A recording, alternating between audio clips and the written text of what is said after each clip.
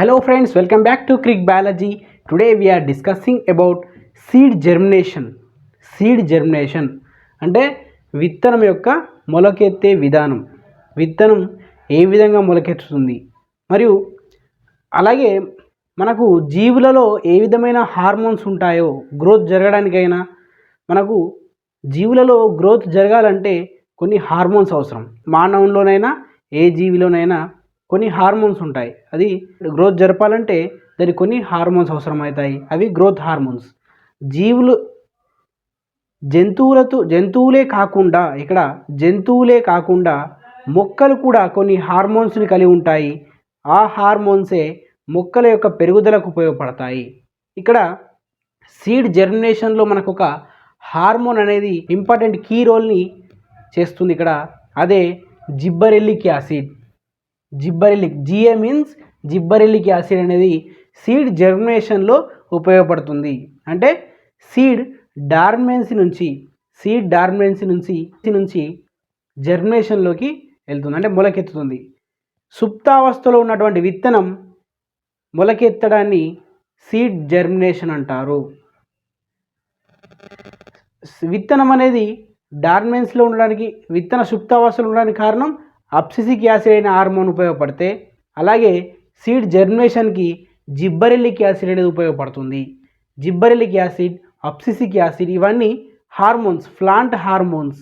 మానవునికైతే ఏ విధంగా growth hormones, thyroid hormones, gonadotrophic hormones ఉంటాయి కదా, మానవుల్లో లాగానే మొక్కల్లో కూడా కొన్ని హార్మోన్స్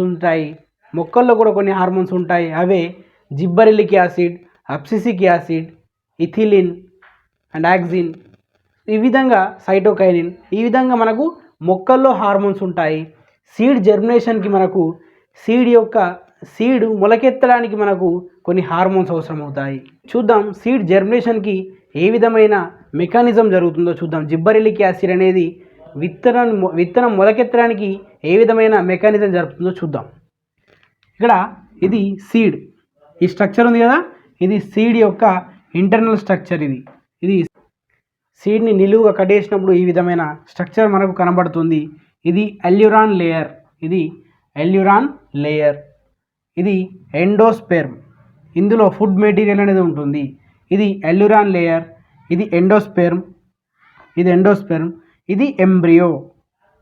అర్థమైంది కదా friends? ఎల్యూరాన్ layer, endosperm and embryo.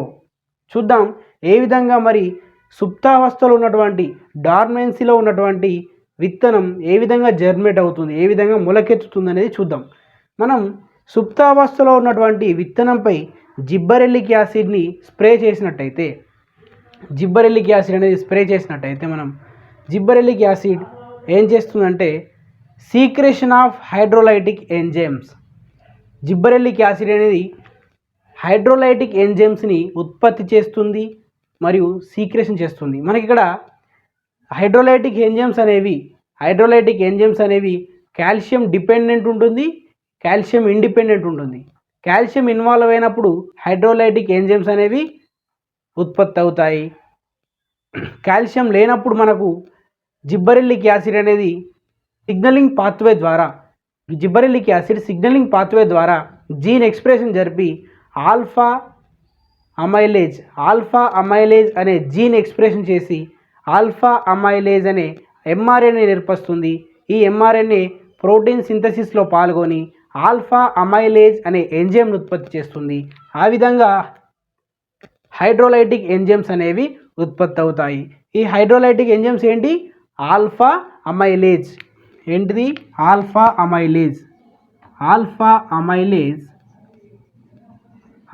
Amylase మనకు ఆర్ బీటా అమైలేజ్ కూడా ఉంటుంది. Alpha amylase and beta amylase ఇవి రెండేంటి? Hydrolytic enzymes. హైడ్రోలైటిక్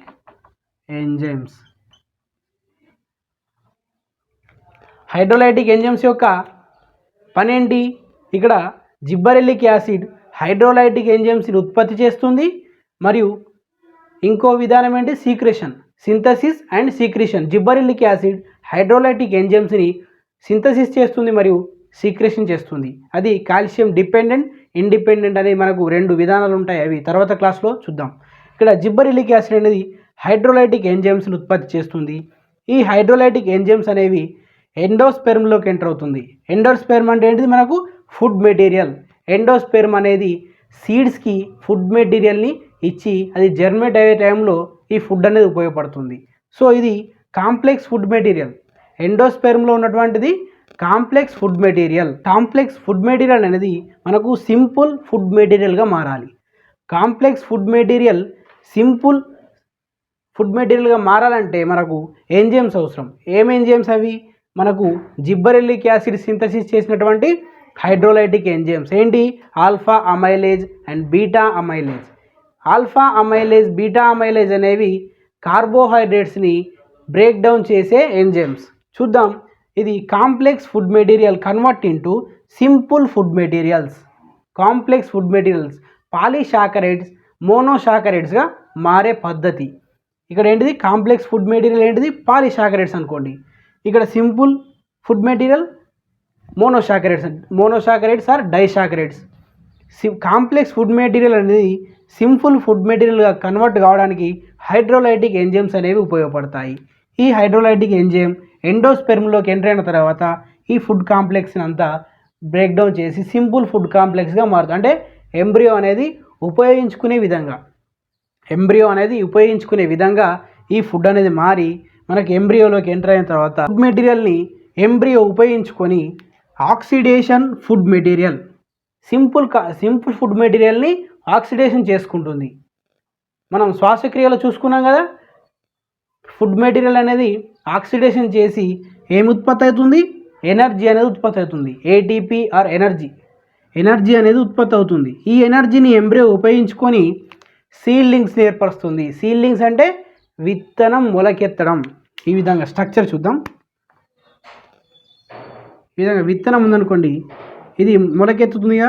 ఈ విధంగా మొలకలు రావడాన్ని సీడ్లింగ్స్ అంటారు.